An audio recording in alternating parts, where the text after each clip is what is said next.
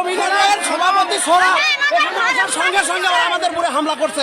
আমাদের লোকজনের দেখেন কি অবস্থা, সোরা হুকুম দিছে, সোরা হুকুম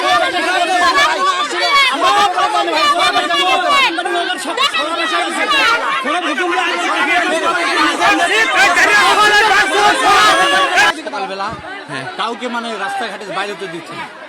তো আমরা মসজিদ কমিটির সভাপতি সে দোকানে গেছে, দোকান থেকে নাদি ফালানে তাকে হামলা করছে।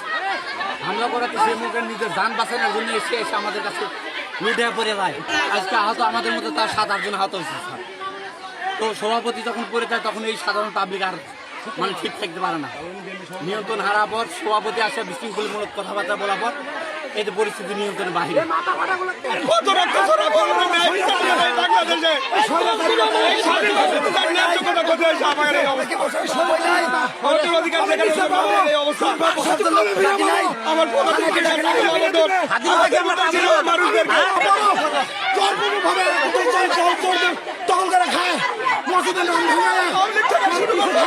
আমরা সংবাদ পাই মোবাইল ফোনের মাধ্যমে গাবরগাড়ি গ্রামে মসজিদ এবং মসজিদের পুকুরকে কেন্দ্র করে, মাছ মারা কেন্দ্র করে দুই পক্ষের মধ্যে ধাওয়া পাল্টা দেওয়া হচ্ছে।